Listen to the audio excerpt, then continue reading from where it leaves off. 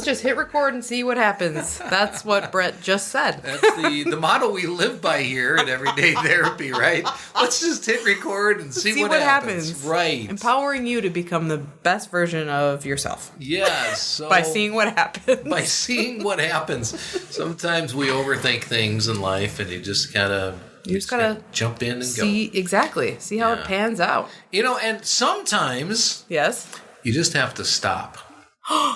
That's that for a transition. That was great. Wasn't that good? Yes. That was like a teaser for the rest of this episode. Yes, because today we're going to be talking about a new DBT skill called stop. Because sometimes you just got to stop.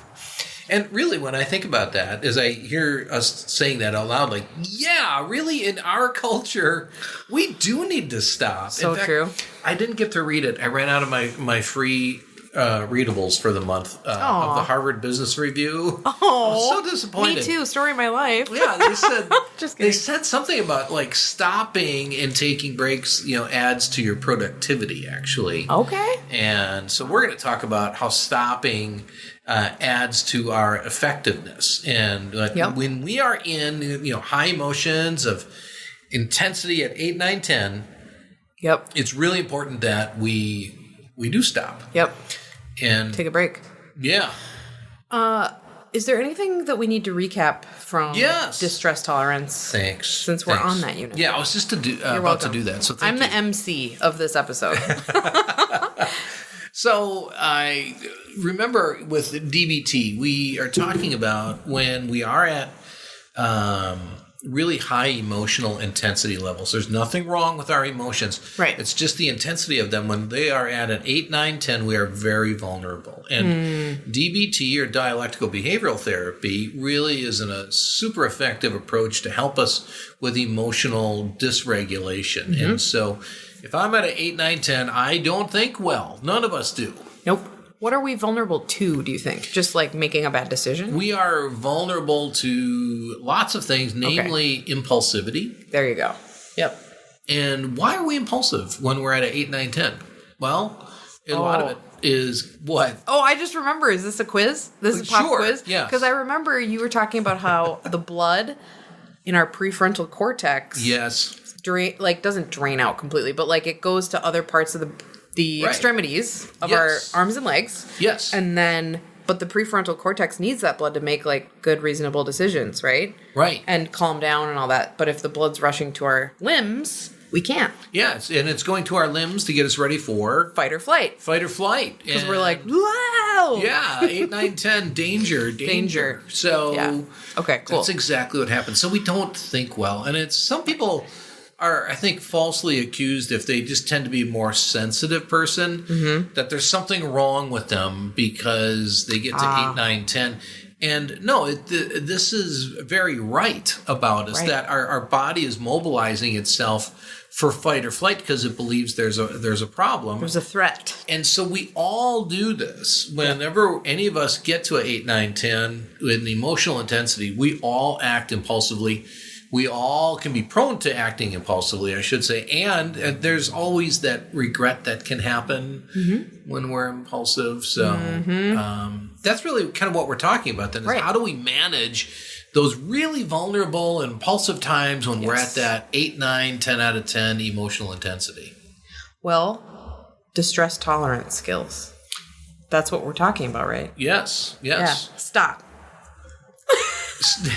I thought you were going to bring out in song, because the way you sing all the time, I thought I was waiting for, what is it, Aretha Franklin or something? Oh, stop. In the name of love. There it is. Who sung that?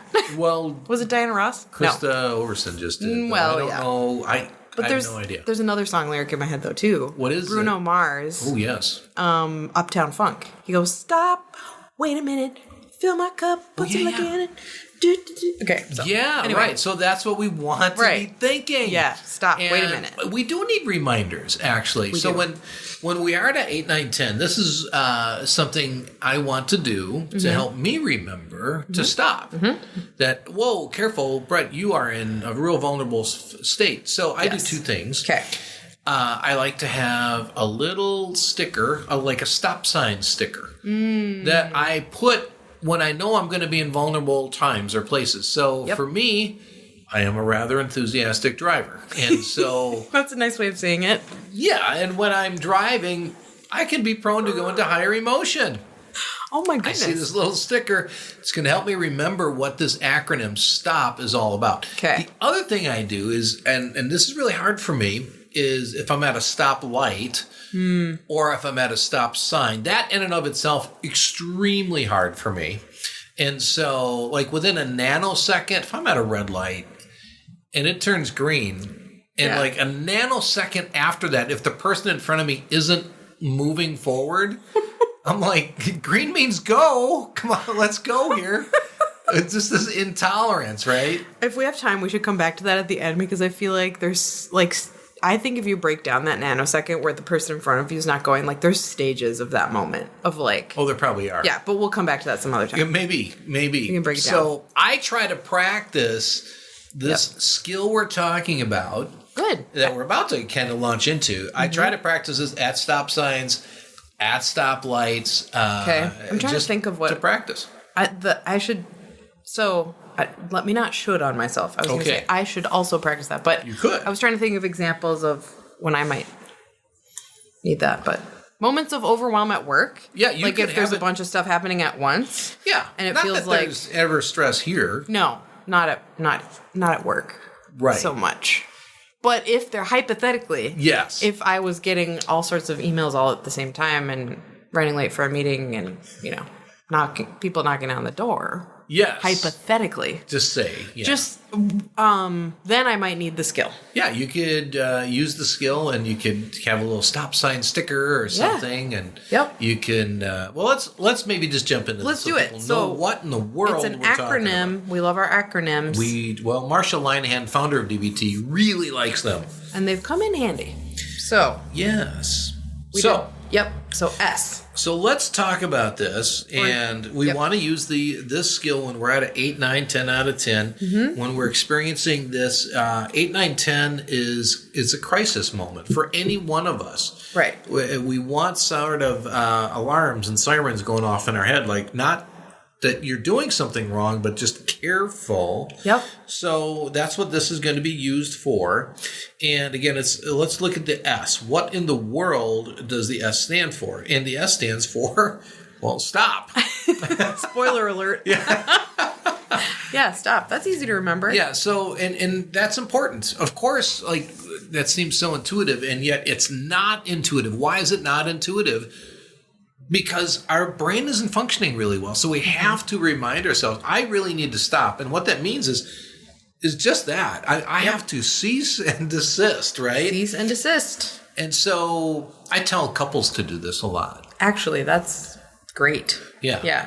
So when they're about to have a fight or when they're already... I guess when emotional intensity is 8, 9, 10, right? Yes, right. Okay, take a break. Stop. With your partner, you might get into arguments regularly and notice how you say things, the other says things back and forth, and you never get anywhere. And it's because we're not realizing we're at an 8, 9, 10. We need to stop. What I tell couples to do a lot of times is I say terminate.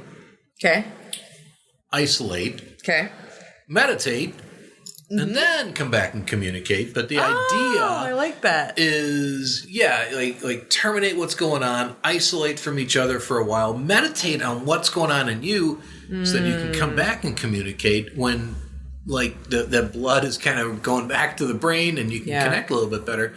But in essence, what I'm saying is stop. It's really important that we stop. And that's hard because everything within us, emotions are really energy in motion, right? So it's emotion. It's yearning and craving some sort of expression.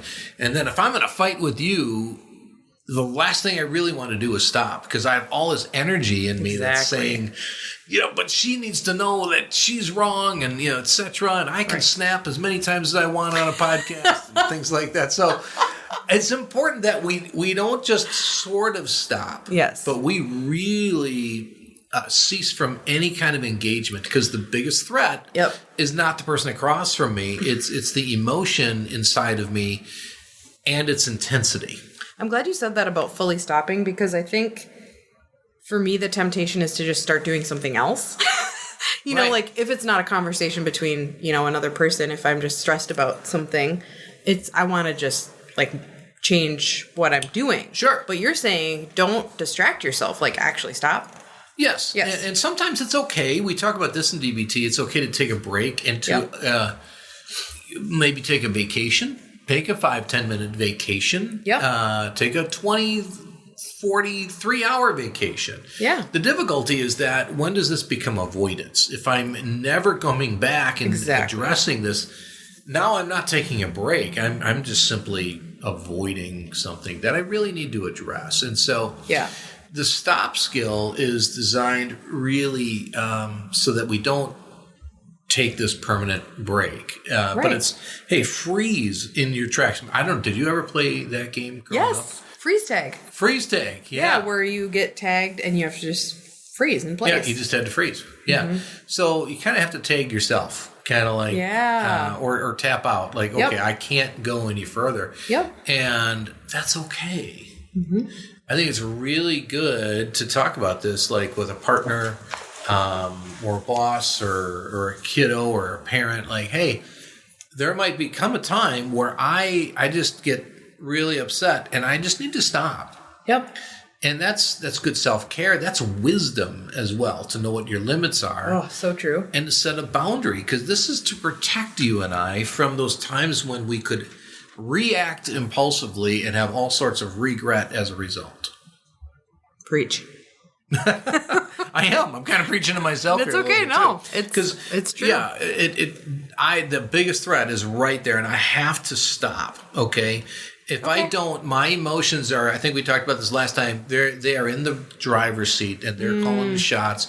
They're running the show. Yep. They're driving where I'm going to go, and I'm going to end up someplace where I'm. Oh, how did I get here? Exactly. Can't believe I said that. Yep. Right. Yep. So then what do we do? Like, stopping isn't enough. It's what's super next? hard. So the T is to take a step back. Now, we can do this literally. Okay. We can do it figuratively, but we it's important that we take a step back. Okay. So with this, in our mind, we can physically take a step back, okay? And what we're doing is we're trying to unglue ourselves from the intensity of that urge to react. Because the urge to react, notice, is sort of like moving forward. Oh, it's so strong. Yeah. And it's like forward momentum. Yes, right. Because I got all this energy and I want to move forward and I want to tell you exactly what I think and just let it fly. Let it fly. And so notice that's kind of forward in our orientation. So when we're taking a step back, we're doing the opposite of our emotion and our urge. Yep. Okay, we call that's another DBT skill, opposite to emotion, action. So my urge is to move forward and engage, and it's not good. No. And so I need to take a step back, literally even, or figuratively, to combat that urge that I know is going to get me in trouble. Yep. So that's important. We do this, and often once you've taken a step back, then just notice. That kind of takes us to the O. Okay. The O is to observe. Aha. Okay. So, and what can we observe, and what can we begin to notice once we take a step back?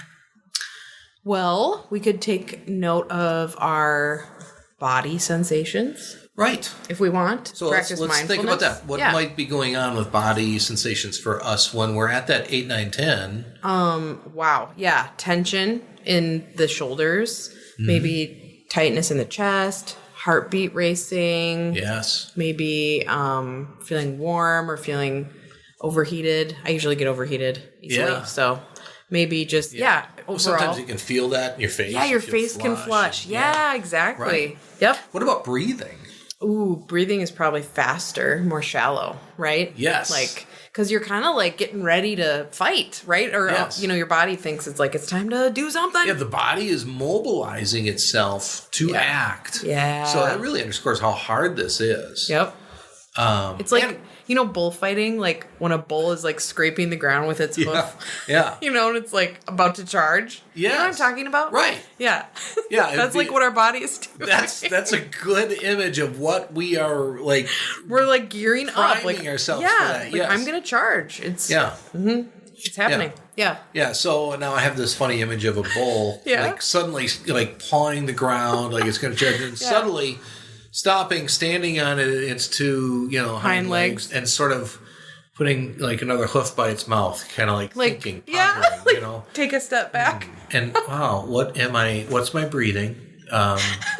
Am I flush? Right. What am I doing? Right. What am I doing? That's a good question. Is this really best? Yeah. Is this going to be effective? Yeah. But you're right. I like that. Just notice that we have this strong urge to just go. Yeah. And it is super hard to stop like that. Or like when dogs get the zoomies and they run around in a circle in the yard. Yes. I don't know if that's fight or flight. That seems more just like dogs having fun, but I've got animals on the brain. But it does depict the ineffectiveness, though. The circular. It's like this isn't helping. So all right. So we want to observe kind of what's going on inside of us. Also, we want to notice what's going on around us too. What else might we want to observe outside of ourselves, externally? Ooh, good question. We could observe our surroundings. We could observe sounds. If we're trying to practice mindfulness, right? We could maybe identify sounds, identify smells, anything with the five senses, probably. Right. Yeah. And so we want to just take note of that. When we do that, that actually helps de-escalate ourselves to some point too. I thought the word grounding, just getting grounded, right? Absolutely. Yeah. So we want to notice those things, helps bring us down. We also want to notice, like, if I'm in a conflict with somebody, let's say I'm upset with you, Christa, and I want to... What did I do? Know, hard to believe, probably nothing. Yelled at me for whistling. So snapping. I'm upset with you. And so I want to observe things about you. Okay. And so if you and I are in an argument, I'm going to notice like your facial features. I'm going to notice your body posture, right? And I'm probably going to misinterpret a lot of that. Good point. You're not going to be like objectively. Yes. Yeah. You're going to have maybe some feelings about it. I don't know. Right. Yeah. I'm gonna have some perception and some conclusion about your body posture. And so the hard part is we want to look at the other person factually. So I might look at you and say, well, she's clearly ticked off. And I don't know that you're ticked off. Sure. That's an interpretation. It's just a theory. Right. Right. Yeah. And I want to look at it factually and just observe, okay, her eyebrows are furrowed, her mouth looks tense to me, her arms are folded. Okay. And I've noticed those are all just factual things that you and I could both agree on. Yes. It's not an interpretation. Yeah, it's not a judgment. Yes. Yeah. So that's what we want to avoid when we're observing is just the judgments. Okay. And if we do, just notice that, I'm judging. Okay. And now as we're doing this, we're actually allowing some time to occur for the emotional intensity to continually come down. Sure. So we're observing internally, we're observing externally, we're observing the other person. Yep. We're trying to do this without judgment. Yep. Time is elapsing. Emotional intensity is coming down. Yes. And so the other thing that we want to consider is this. When we are in a crisis situation, it's easy to sort of zoom in and only see a tiny bit of a bigger picture. Yeah. Okay. But then you only have one slice of the information. Okay. And so super, super hard to remember that I'm not getting all of the information. And we tend to think we know it all and have all of it. Yeah. Like, I am basing this on all the facts. Yes. But no. And so that's kind of what happens when people are in crisis. They just sort of zoom in. They don't see everything. They don't see the greater context. And that inability is what also kind of keeps our emotions from regulating again. So when we can take a step back, that helps to get just greater context of things. Yes. So now, again, like I was saying, what this does is it really helps us to allow some time to pass, allow the urge to go away. Do you know how long it takes for an urge to last? No, but I'm super curious. Yeah, this is like super practical stuff. What? This is. Yeah, we don't realize that, and there's a little bit of debate on this. Okay. But I've heard our strongest urges will last about 25 minutes. I've never heard anything longer than that. Whoa. So now think about that. If we can distract ourselves or keep ourselves from doing anything that we have a strong urge for 25 minutes, that urge will pass. Whoa. Now, the difficulty is when we have these urges, our mind is absolutely convinced, I have to do this thing. I absolutely have to. Oh my gosh, I'm like just thinking of times where this has happened to me. I'm thinking of the cake donut I just ate before we came in here, right? The Cheetos, Brett, the Cheetos. Yeah, exactly, the Cheetos. So, we had an urge. And that urge, we did not wait. If we didn't wait. We didn't wait. They were in the break room, okay? Yes. There, we confessed. Yes. I feel so much better. But think about that. And that applies for just so many things we have strong urges for. Right. And so we can do things to distract ourselves. And now what that does too is it allows our brain to sort of untether itself from this reinforced sort of behavior that, okay, I have this strong urge, I act. Have to do I have the this thing. urge, I act. And so we're sort of untethering ourselves, and our brain, like we've talked before about neuroplasticity, our brain can change. It might feel really hardwired. I see that cake donut, I can't stop. And like donuts and pizza are like my Achilles heel. Are they? Oh my goodness. So for me, sugar, chocolate ice cream. Oh, sugar, absolutely. Oh yeah. Mm-hmm. And so that gets hardwired as kind of this pathway in our brain that it's there. It absolutely has to have immediate gratification. Exactly. Yep. Now, if we can resist the urge, our brain starts to develop a new pathway, and we want to fill a different response with being skillful. And using the stop skill is developing a new pathway. Because I know people are listening to this and they're saying, there's no way. I know every time my partner and I get into a fight, we start to have like a discussion, always ends into an argument. And I would say it does. It does. And it doesn't have to. Exactly. And we need to believe that. Yes. And we need to develop new behavioral patterns where we're developing new neurological pathways in the brain that our brain realizes, I really don't have to do that. Yep. And so that's really what we're trying to do. And now as we do that, we survive this urge of 25 minutes. And some people say it's even less than that. Probably if that's the maximum, right? Yeah. Now suddenly... Amazing. Yeah. I'm going to try this. I don't have to act on it. Because here's what happens to me. It happens at night. Yes. I'm going to go to bed. And all of a sudden I have the thought, what if I ate some food right now before I went to bed? Now, I'm not saying it's wrong to do that, but I know very well that I don't need to.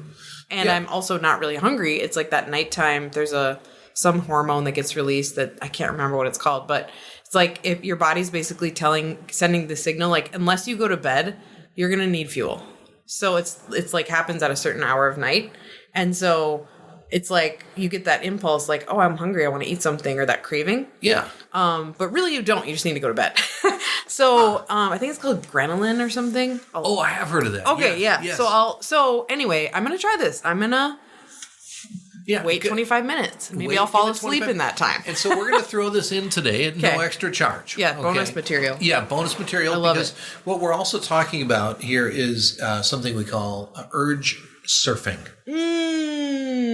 I'm glad you said that. Yeah, that's really what we're talking about. And as part of this observe skill is we can kind of throw in there, hey, wow, I have this urge to act. Yep. And I really, and that's what we're going to observe, and we're just going to notice without judgment. I have I have a strong urge to just go off and yell at this person. Yeah. And, that's just an urge. Mm-hmm. That's all it is. Mm-hmm. It doesn't define me. It just describes what's going on. Right. And I'm going to wait.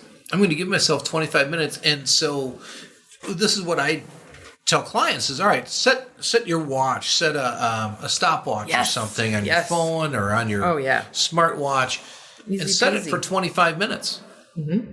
And what I tell people, this is really kind of fun. Notice and intentionally sort of tell yourself, what's my emotional intensity right now? Yeah. So if it's a 9, just think about that. Okay. And then set your watch for 25 minutes. Probably won't even take that long. Mm-hmm. And then what do? How do we distract ourselves for those 25 minutes or probably 16 minutes so that we don't act on that urge? What do we do during that time? What can we do? So I just looked at our time and we're at about 25 minutes of this podcast. So you could listen to an episode of Everyday Therapy. I love it. And you can do that every day. Yeah. Yeah. But that's one idea. Plug. I love that. That was so good. Oh, thanks. Oh, stop. So is that what you're going to do tonight? Yep. Yo, okay. Maybe. Is that when the gremlin hormone? Is that what you call it? Well, it's actually jokingly called the gremlins. Is it really? Yeah. That's what I've also heard. Yeah, because it's ghrelin, or I'll report back on what it's actually called, but it's the gremlins. Okay. So the nighttime gremlins. So if that happens to me, I'm gonna, find some. I like watching Seinfeld, The Office. Oh, sure. Those episodes are like 22 minutes. Yeah. So, and the hard thing for me is I watch something like that, and I've got it paired in my mind. I have to be snacking. Eating. I know. Okay, that's actually a really good point too. So maybe not. That. What I find, if I can get myself, notice what I just said. If I can get off the couch, Well, I don't know. Good catch. Can I really do that? I don't know. I think I can, and I know when I do, and I take the dog for a 20-minute walk. There it is. Nice. I'm not hungry. Mm-hmm. And part of that's exercise and what's going on within us, and yet also the urge and the intensity of that urge, we've kind of ridden that wave. Sure. So notice that urges come like waves in the ocean. Yeah. They're always going to be more urges. Yep. And they always die off. Yep.